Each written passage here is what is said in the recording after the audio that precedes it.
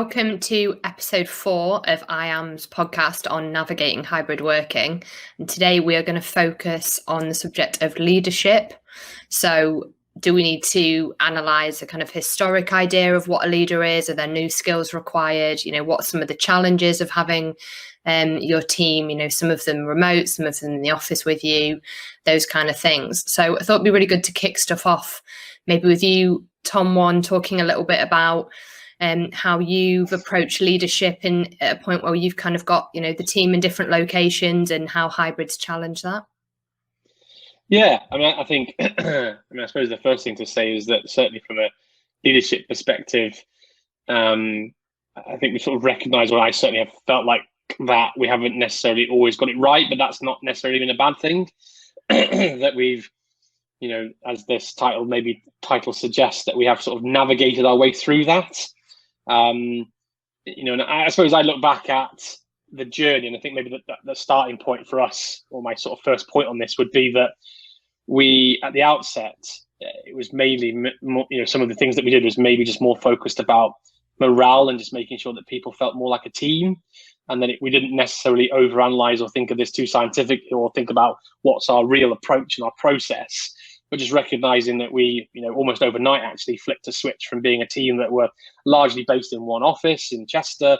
And, yes, we've got some satellite locations and different people, but actually the bulk of the 80% of the staff that we've got, we're very much a Monday to Friday, come into the office, and even though we're a kind of a team that could work differently, just maybe the norm was that's how we, that's how everyone did it.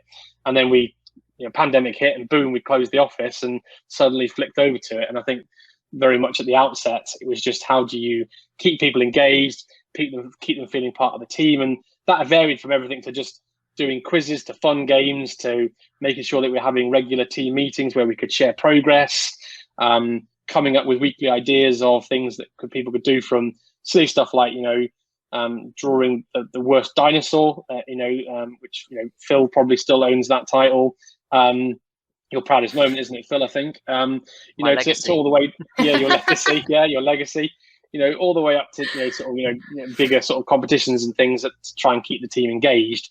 But over time, we've definitely started to sort of say, okay, that was in the moment, but now actually, what is our approach and how do we do that? So it's flipped from being reactive and just in that moment to being more proactive, I think, is where we've kind of got to. So I'd definitely throw that out there, that leaders might be feeling in the moment like, oh, crap, am I doing all the right things? But I think you're going to make mistakes. You're going to do some stuff wrong, but if you're driving it from an engagement perspective and you're just making sure your team are right, that's not a bad place to start, and it will evolve, and you can then step into, more of a strategy, I guess.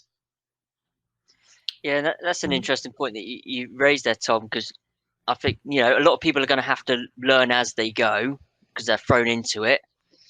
From my position, I've obviously gone from being a leader face to face to being, in theory, a fully remote leader. I'm not in the office all the time, and never has, regardless of pre or post pandemic. I'm mainly based at home, and my team is obviously all based all over the place. We've got some people overseas as well, so it was quite a learning curve for me as well, actually, as a leader, from going into that environment where, me and Tom 3, we've worked together previously to IAM, where every day you're going into a room and you're in that kind of environment. You can physically say hello, go grab a coffee. You can see when somebody is kind of struggling, not feeling too well, or kind of feeling a bit overloaded, to suddenly going, well, actually, you don't have those visual cues, and how do you manage this, and how do you still create that rapport? And I think even now we're still learning, because you need to adapt that approach, like with any leadership role, to the different people you have on your team. So it's a hard thing to pin down, I think, to say that remote leading or hybrid leading needs to be done in this particular way, because I think we still need to flex to the individuals we've got within our team. Some people want daily communication, some people don't want that. So I think we mentioned in a previous podcast, it's important to ask people how they want to be managed and coached, and what sort of communication they want in this sort of situation. Yeah, I completely agree. And I think that's certainly how I feel from a personal perspective, that I very much tried to work. And that for me, it's always just, I suppose it's just about laying out some of those kind of real kind of, maybe if you say the ground rules, but it's almost just like I say to people, I don't mind where you work, as long as you're focused on the 80% of things that matter. And I'm thinking of an example yesterday where one of our team, sort of rang me in a bit of a panic and said, "Well, I can't start the car this morning." And I'm like, "Well, don't worry, just work from home. It doesn't matter, as long as you're working on those things." And that maybe comes back to that's the way that he wanted to sort of have that communication. Whereas other people I know probably wouldn't even told me they'd broken down, and I wouldn't even necessarily know they'd had that problem. But it's just about having that connection, that people know that they can get in touch, that they can, have that sort of that trust. I think that they can operate in the best way possible. How do we develop that trust then, especially if you've got a manager or managers that just don't believe that people working from home are as productive, are cracking on with stuff? How do we address that and start to shift that attitude and build that between teams? I think it's quite interesting. So I think it does depend on those managers. Because I would suggest if you've got a manager just has that absolute belief, and that belief isn't based on fact, it's just an I don't think, then they might not actually be the right person to be in that position. Because if you've got people that are closed-minded and you want to be a hybrid open business, you need to ask yourself your question: is that the person I want leading whatever team it might be? The flip side of that is if they have got evidence, you look at the evidence. There have been so many studies now that have found that people are far more productive when there is flexibility. Not necessarily work from home versus the office, but flexibility and reasonable allowances. So I think there's enough now to sit down and say to people, look, you may have your perception, and that's fine, you're entitled to that, of course you are, but here is the fact, here is the finding of studies and research. So what we're going to do is look at what best practice is, and we're going to experiment. And I don't think there's anything wrong is if that's where you want your business to be, to say to people, look, we're going to be making these changes. And, if you don't feel you can get on board with them for whatever reason, maybe there's a kind of inward looking development piece there before we start changing what the business as a whole is doing to accommodate managers that don't want to evolve. Because I'm sure we've all seen that in businesses that we've worked with or for in the past, where there are managers that just say, no, this is how it's been done for the last 50 years, and this is how it will be done until the day I retire. And as I get to be the bad guy here and say sometimes that just means that person shouldn't be in a leadership position. Because not everyone should be, and that's okay. We will always need excellent people to be passionate and excellent at non-leadership roles. And they tend to be poorly suited to leadership roles when that's what they really want to do. Yeah. If you take then sort of new manager training, it'd be interesting to see if you guys even think there is a place for this sort of standard onboarding for managers. Do you think with a hybrid model that needs to be looked at in terms of what that covers, and there are entirely new skills, and we are talking about a complete upheaval of what resources and what abilities managers need? Yeah, go on, Phill. I'll let you go jump in there. Yeah, I guess in many ways the skills are one and the same. They're just used in a different way. You've still got to communicate with people. You still got to create rapport. It's just we've always trained people to how to do that. We've never really trained people to say, well, you're in this particular environment and this person is on your team, so therefore this is how you build rapport with them, because you can't go down to that level. That's why you've got things like communication skills and social styles and all of that sort of stuff. With leadership, it is one of those roles, I think, where you have to teach people a skill and they need to use and learn to adapt those skills. So I think maybe the only extra layer to that might start weaving in is probably a bit more kind of project management skills, where people are focusing more on an output rather than that physically seeing somebody work, because if somebody's not there, I guess that's where the fear comes in a little bit, and maybe where the term trust is kind of thrown around, where it's not necessarily trust, but maybe a fear from a leader saying, I can no longer physically see that person working. How do I manage that? So it's kind of like a little bit of fear almost. So I think if you've got those project management skills in saying, well, X project needs to be complete on this particular date, as long as you're keeping that more in mind, and what happens in the middle with the communication, that's where you start adapting it, rather than saying what's the complete new way of training people.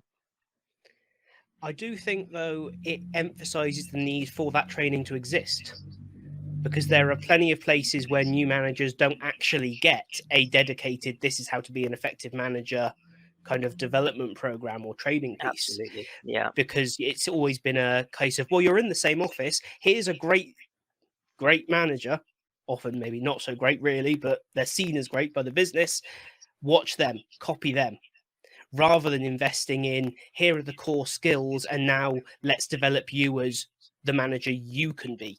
It's always copy a great manager, just do what they do, you'll figure it out. I say always, not always, but in a lot of businesses, especially in the worlds of customer service, contact centers, sales. Those are the industries that for a long time training has been built, and especially leadership training has been built on mentoring, monitoring, watching, copying, that kind of thing. That can't be relied upon anymore. So I think it's more important than ever for every L&D function to think, what is our onboarding and development process for our managers and leaders? Is it strong enough? Does it cover the right skills? Not necessarily new skills, but just a new way of having to cover them. Sounds a bit more advanced than what I've seen in managers getting promoted, Tom, which is historically a lot of, well, you've been here a while, you know how this works, congrats, you're promoted. And sort of tenure is what, that's what makes them a manager, not that, the typical skills that they need or abilities, just that they've been hanging around for a while and therefore they're ready for it. So I wonder if it's a bit of an opportunity as well, for not just because of hybrid, but in general, to kind of refresh how people are looking at this role and what it means and how they're going out representing the business, and sort of enabling them to do that.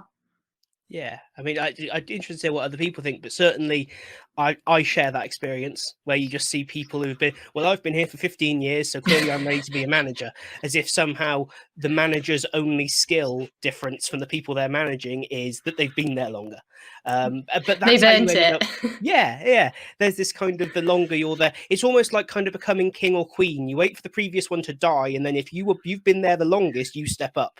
That's not a great model. Like a lot of countries have done away with that, and even the countries that haven't don't give them that much power anymore. There's a reason. You want the best person, not the person with the most experience.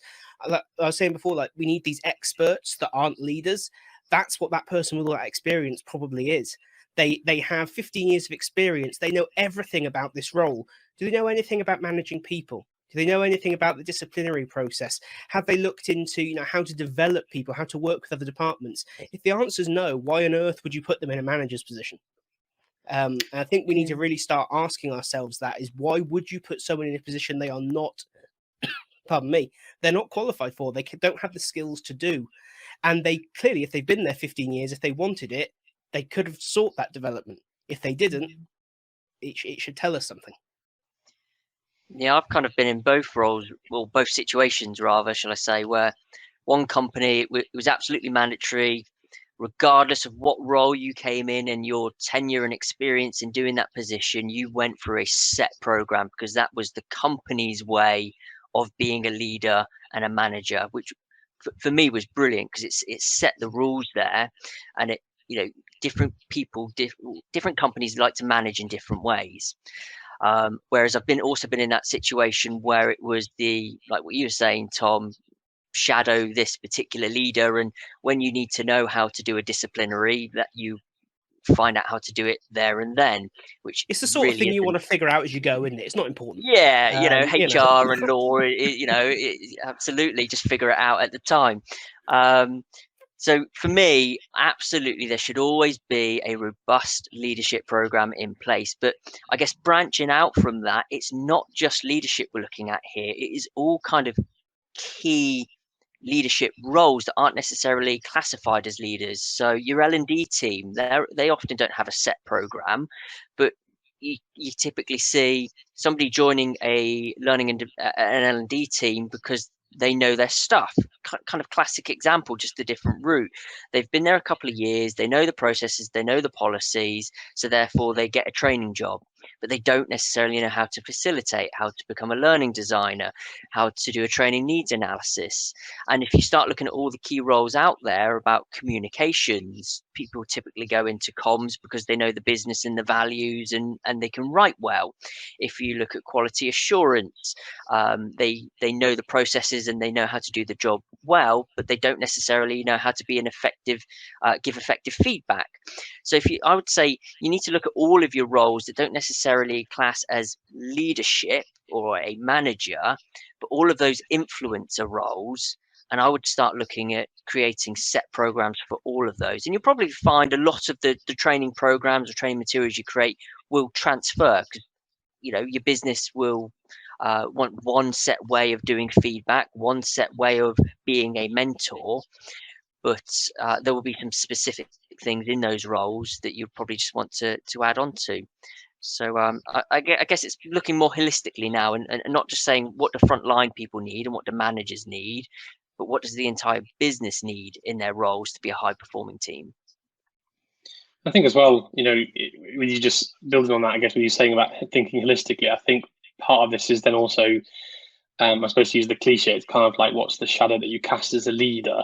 And for me, I suppose a part of this is around the values. And I guess there's a reason why perhaps you see a manager who, is prone to maybe micromanaging or not trusting. And that's maybe because that's the culture that the business has, or that's how they've been managed before.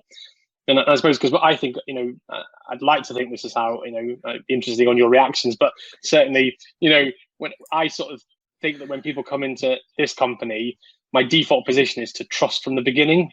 So it wouldn't matter to me, for example, that if, Gemma joins on day one, if on day one she says, do you mind if I work from home tomorrow? It wouldn't bother me if she'd been in the business 3 years, 3 months or 3 minutes. To me, I'd be like, yeah, of course, fine, no problem. But if Gemma then worked from home tomorrow and actually I found out she just went down Chester and sat by the river, and just sort of put her feet up, then that would probably, yeah, there you go. See, did you see me? Did someone see me? Yeah, we were both down there together, weren't we, having a good day out? But the point there is, I suppose that's just like trust is there to almost be broken. And my default position would say I trust you implicitly from the start, because in my experience, most people don't really want to come into work to do a bad job. They come in because they actually want to do well, do good stuff, help the business grow, and usually there's circumstances that maybe be taken into a position where that's not what's happening. But it isn't really, I don't think anyone particularly comes into work to just, slob in the corner or not do things, because that, I just don't think that's the case. So I think it's about starting from that default position, and rather than earning it, you've earned it, and it's there. We can pull back from that if you're not going to play by adult rules, I suppose. But I think that's an opportunity, therefore, for companies to say, well, do we really have the right culture, the right values? I suppose without you don't need to put them on a wall. In fact, that's almost an alarm bell if you've got them on the wall. But what's the way that we want people to feel and react, and that in itself, I think, will cascade down and help in this kind of scenario we're discussing. Yeah. If you don't trust them, why employ them? I guess it comes down to that question, isn't it? You've trusted them enough to do their job. Yeah. So to trust that they're going to do that job. So like you said, Tom, trust would be there from day one because you've brought them in for a reason. You've been through that interviewing process. Don't tarnish people with the same brush of maybe, there's going to be people that do push the limits or break the rules, but don't tarnish everybody in your workforce and your company with those few rule breakers or that people that will take the mickey. We're all adults at the end of the day, aren't we? So totally. I think typically, and I can't speak for everyone, if you have that trust from your manager, you work harder, because it's such a kind of wonderful thing to have that from the off, that respect and trust and room, and you just it makes you happy to work, it makes you feel like an adult from the off, and then you rather than sort of lean into it and take advantage of it, certainly for me, that kind of engages me more and thinks, yes, I am in a place with a really healthy culture. I do feel supported. I do feel like I can kind of say, oh, you know, like you said, I need to work from home, or, you know, I'm struggling today, or whatever it is. It just sets the tone. And I think probably getting it right early on in the relationship, and also leading by example, is hugely important in getting things right off on the right foot. I mean, what would be quite interesting would be, you know, as leaders, we all quite hands up. We've always got something new we can learn, and we always need to adapt our approach. I think leaders can be a bit scared sometimes in saying that, you know, you're not perfect. You won't always be perfect. So I'd be quite interested to hear. So Tom 3, obviously, we've been in both situations. You know, you've been on my team as a purely office based, and you've been on my team as a remote based, and kind of this hybrid, we'll meet in the office every now and then. How have you found that kind of difference? Because I guess you've got a very comparable way of viewing my leadership style, really. Yeah, and I think it's interesting. It's quite it's difficult because you don't want to describe both businesses don't want to describe one business in full detail. I'm sure we'll be totally open. I am, but I don't want to drop a previous employer in it unnecessarily and too publicly. Let's say the culture was not fantastic. Let's go with that tone of voice. There were some fantastic people in the business, like me and Phill, but the broader culture was not always supportive of people, you know, doing a good job, or caring about whether or not they do a good job. So I think it's quite interesting that I would say as a leader, I would say a lot of the same traits are still there, but it's a classic example of how the environment makes all the difference. Because I would say you've always adopted the approach of, look, here's the job, you know what's got to be done, I trust you to go and get it done. Right now we're in an environment in IAM where that's it, because that's the default position for the business. Why would anyone challenge that? Previously, we've experienced the idea of, well, what do you mean in the last half an hour there's not been an update? Where is it on this spreadsheet, and how are we updating this, and where's this, and can we get a report on that? And you end up just, the person next to you can trust you all they want. If the business doesn't, the individual leader almost becomes irrelevant. Not totally, because they've got your back when things do go wrong, which in that environment they will, because that's the environment and that's why people are the way they are in it. But I feel like it's the prime example of, you can't actually measure individual leadership within a bad culture. In a good culture, you can very much say this person's more effective than that, or this approach is more effective than that. In a say bad culture, that's probably not the right way to define it. In a non-ideal culture to that kind of thing, leadership almost takes a back seat to that overriding top-down culture that tends to happen of, you can all work differently as long as it all looks like this. It's a bit like, you can have any color you want as long as it's black. It kind of overrides any individual leadership traits, which was, it's a sad environment to work in, but I'm sure we've all had that at some point. We've seen someone above us, so you think you would be an amazing leader if you were allowed to do it. But instead, you're asking me to do X, Y, and Z because you've been asked to do X, Y, and Z, and the person above you's been asked to do X, Y, and Z for someone who's never going to look at X, Y, and Z once they've been done. So yeah, I get it. Although it seems like they're a good comparison, I think weirdly they're a good comparison for the impact of culture, maybe not a good comparison for the individual. Yeah, don't work for Phill. But no, you make a relevant point there. Yeah, you're all screwed. You could have sent me a message before, couldn't you? But actually, it's a good point that you make there, Tom, that I've not actually thought about, is that, you know, that being empowered as a leader by your business to do the right things is actually is a key enabler here. You know, you could be the best leader in the world wanting to do all of this stuff, but if you've got senior leadership team that are going, I want X report, what's that person doing, and they're micromanaging you, so therefore you're forced to micromanage your people because that's what data and information you need. So this does start from the very top, and it's not a case of saying, we as a team want to be this flexible, agile, kind of real flexible team. the entire business needs to be on board, starting from the top, right down to every role, and saying this is just the norm now. This is our value. This is our culture. And that will be a bit of a learning curve, I think, for senior managers to actually step back and start trusting their people underneath them. So I think they've got a bit of a learning curve to say, you know what, I need to trust my leadership team underneath me, and get feedback from them. How do I do that? There's a scary thought, asking your team for feedback. Yeah, I wouldn't. Yeah. Well, I think... But well, you just kind of did, and you saw what you got.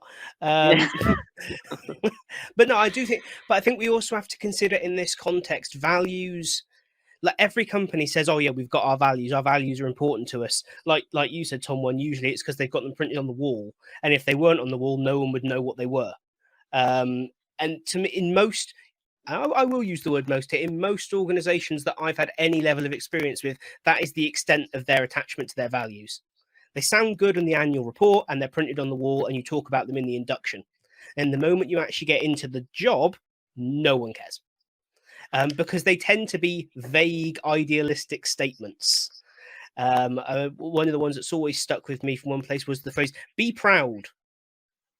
That's it. That's the entirety of the value. Just be proud of what? You can't have a value that doesn't have a defined meaning. I think this will force a lot of businesses to really think, what are their values versus what are the headings of sections of a report they want to write at the end of the year?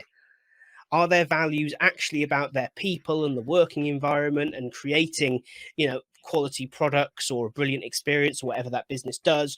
Or are their values an advertising exercise? And if they're the latter, well, then you're wasting your time because everyone knows and can spot those situations fairly easily. I am so interested to know, Tom 3, what you think about. So I saw this the other day on LinkedIn. I don't know if you guys caught it. Can't remember the company, but they had, say, 5 values and they got them engraved in these stones. And the idea was every time they saw a leader or a manager demonstrate one of those values in the business, they gave them one of these stones, the idea that they could collect them to be able to say, I embody all of the values in this business. Well, the question would be, do the managers care? Did anyone ask them? Do they want a set of rocks? I wonder what they do with them. Hurl them at employees on their way out the door? Guess which one of us will never lead people that doesn't want to. That would be the thing for me. There are some people, I know some people who would love that. They would chase that set of rocks and they would put them on a shelf in their office behind them on their webcam so everyone could see them whenever they were in a meeting, and they'd be very proud of them. I also know a lot of people like me who would just go, what an utter waste of money in the business. My first question would be, how much time and money was spent on that could have been invested in improving employee benefits, or the training that I'm offered, or all these other things you could be putting that time, money and effort into within your business. And then think about what happens when we tell our customers about this. Do our customers say, wow, that's fantastic? Or do they say, well, the service you provided me was rubbish, and so I can now see what you're wasting money on, rocks for your employees? I think you're right. The idea can come from a good place, but unless the management team see meaning in that, unless they get something from that resonates with them, then it's that, back to that solution looking for a problem thing, where maybe you've not read your audience, and it's fundamental to finding out what motivates people, what will connect them to the company values. Is it rocks? Yeah. And I suspect it's possibly not, unless I will just thinking about it. If you're like a geological survey company, genuinely, if they were nice rocks, it could be a thing for the kind of scientists that work there. Yeah. I was just thinking quite that niche. Yes, it would be extraordinarily niche. I think they were like bog standard pebbles as well. I don't think it was like quartz and. Exactly. I'm not like if I can go to the garden centre and get like a 20-kilogram bag of leadership rocks for a tenner, it's not really that much of an incentive. the flip side of that would be, and it kind of breaks all the rules about, oh, it's about intrinsic incentivization and blah, blah, blah, blah, blah, blah, blah. What about offering them the money? Like I'd take the money. Yeah. Do rocks motivate you? No. Well, how about a tenner? How about if you get when we do our pulse survey every 6 months, rather than looking at company share figures and that kind of thing, as an internal leader, if your people come back and say X, Y, and Z about your leadership, we will give you this bonus. Do you want to see how to turn everyone in every business into a really great leader overnight? There it is. Because whether we like it or not, people go to work to earn money. I'm not saying it's the only answer, but if you're going to offer an incentive before you move away from just give them money, ask yourself why you're moving away from it and whether or not your people actually want rocks or a pin badge or a pen or an engraved pint glass, as I got from one company, which was lovely but just really bizarre. We spend a lot of time and effort sometimes overcomplicating it. Easiest solution is often the most effective. Ask your people what's going to incentivize them to get better at what they do, and then give them it. Keep it simple. Time off, that's always a good one. You know, just occasionally say to somebody, you know what, I recognize you've put in those extra couple of hours over, during that deadline. Have a couple of days off. It doesn't come out your annual leave. That is, I found it a powerful tool anyway, and hopefully, it does motivate me. But time and money is more incentivizing than rocks or a gift voucher that I can only use on particular websites, for example. And often people are kind of a little bit scared of doing that because then they're out of the business. That's quite a big cost. But then if you actually weigh up the cost of getting, just using rocks because it's the example we've got there, but I've seen other situations where you get these mini trophies and it says, you've done X particular thing, or you get badges, you get every year one company gave out kind of these packages and stuff, and it was things like water cups, water mugs, trolley coins, that sort of stuff. And you just kind of collect it and you go, well, that's nice, I've got something free, but actually the amount of money you've paid for this sort of stuff, I much would have preferred to go home an hour early on one day of my choice, or something like that. That's for me a bigger motivator anyway. Yeah, the most. Sorry. We're all going at once. Yeah, we're all going at once. I was just going to say the most successful thing I've seen is the simplest, which is public recognition. I used to work at a company where every sort of monthly team meeting, there'd be people nominated in the background, and there'd be someone chosen to kind of be, the key person or the star performer of the month. And they get like a £10 generic voucher, but the value was that they got called out, and applauded for the effort they'd done as a kind of leader in that space, and people loved it, and so they didn't really care about the voucher. It was just that they were kind of seen and how that perception, that everyone kind of looked at them and thought, wow, they're doing something really great here, and aspired to kind of be in the same position. So I don't think it's always chucking, I think I agree, money is a massive incentive for a lot of people, but sometimes it can be really simple as well. Oh yeah, I think that's a prime example of listening to your people, right? People responded really well to it, so they carried on with it. If it works, it's the right solution for you. Thus my geology and rocks. Maybe they love it. I don't know. I'm gonna get you some rocks. Just a big bag of rocks with just random words on them in Sharpie. Yeah, I can tell you love them. Yeah, let's just see how people react. Just start leaving them on desks in the office occasionally. What if they were like gin rocks that you can put in the freezer and make your G&T cold? Okay, yeah. Now we're talking. He's warming up to the idea. That sounds a lot better now. I'm paying attention to Tom's needs.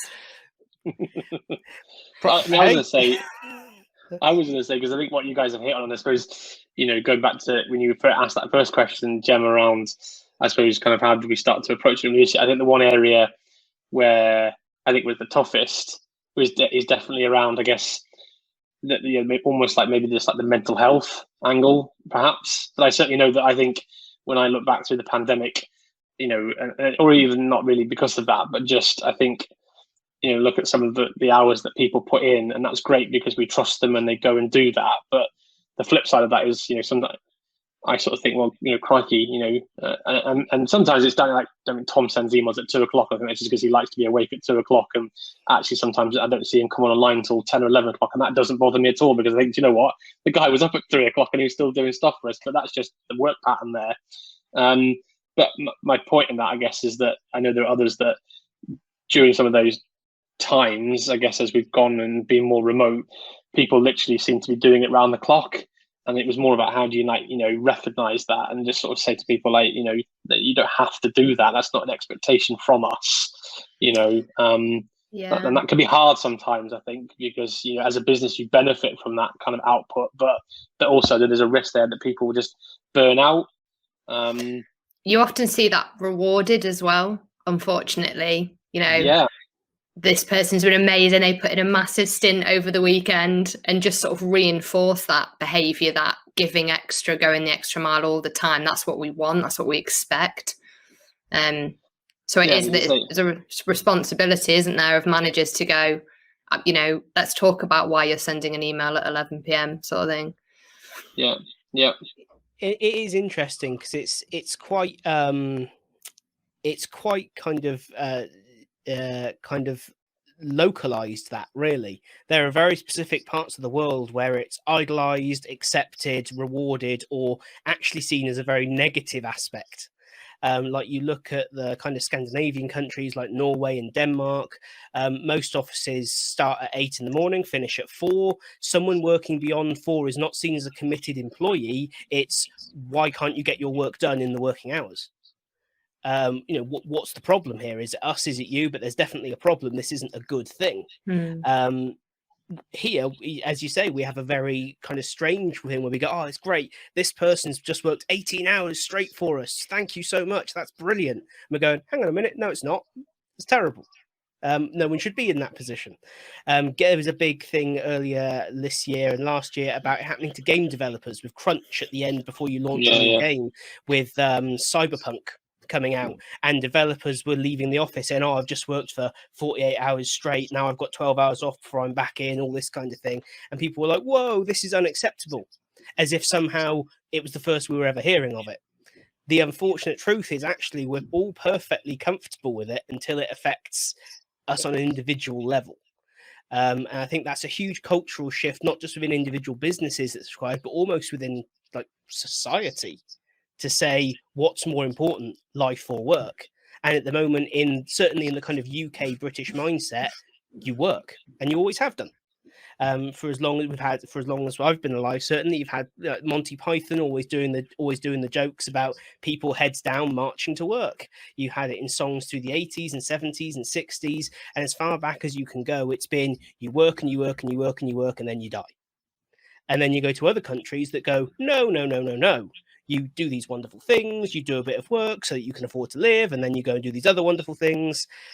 And until we get that almost cultural shift in the country, individual businesses will struggle to buck that trend because it's so instilled in all of us.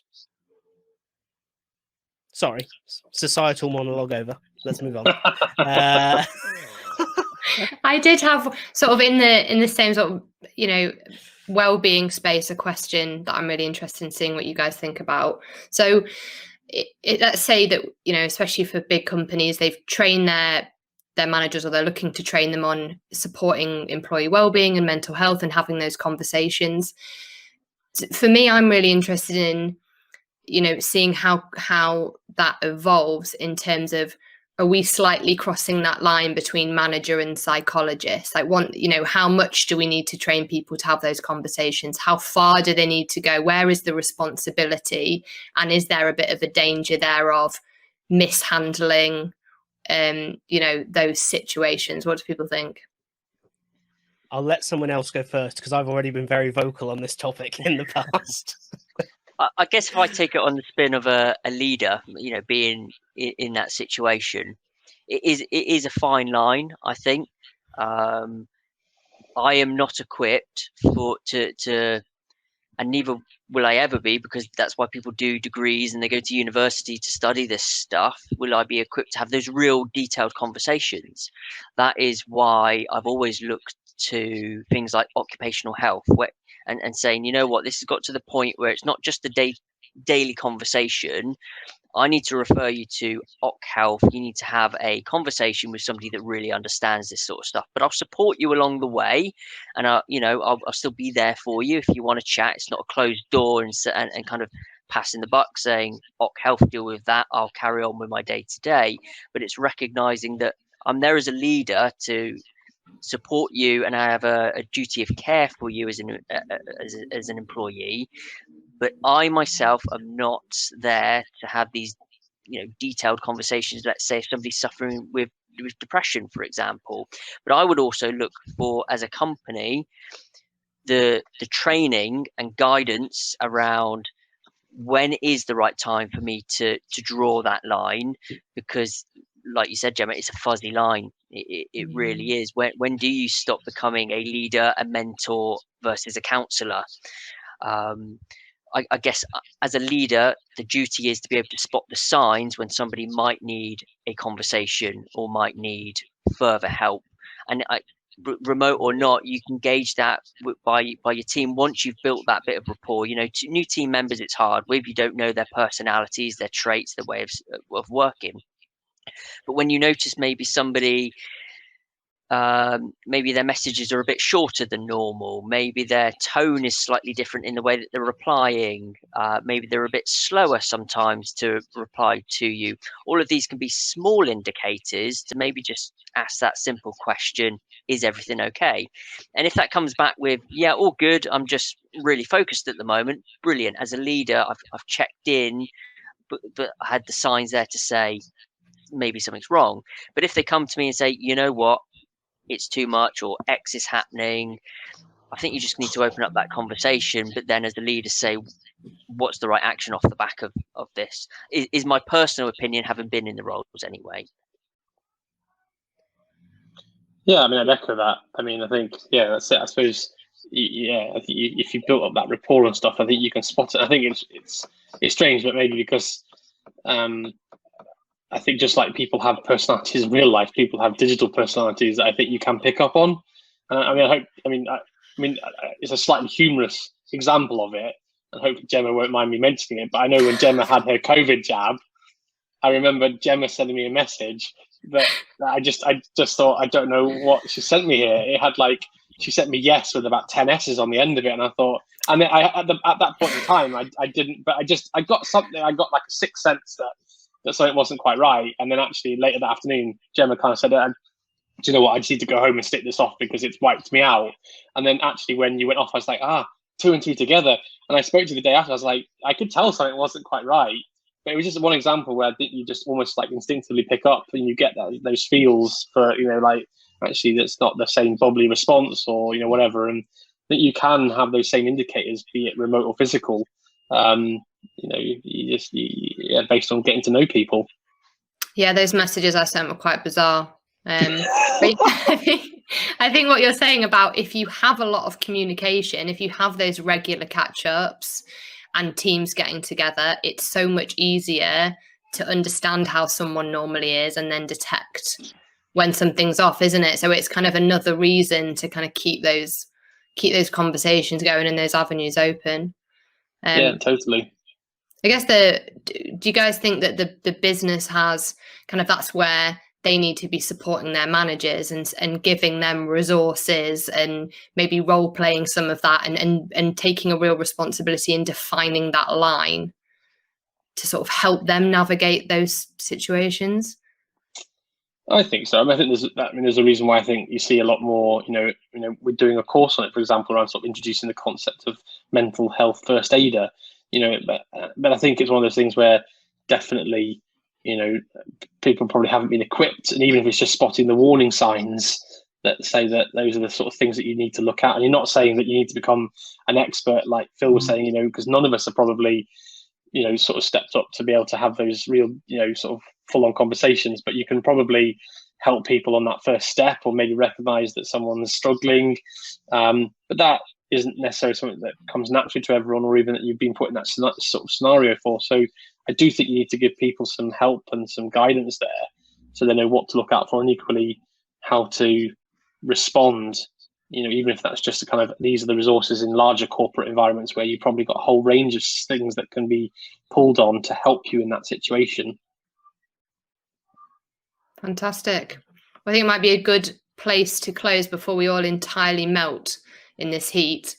And just talk a little bit about episode 5. So our final episode of the series, we're going to focus on adapting learning approaches.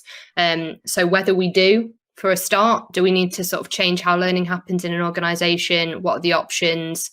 Thinking a bit about blended and where that can come in, and discussing that idea of digital transformation. Does it work as a replace all strategy? What are some of the kind of pitfalls there?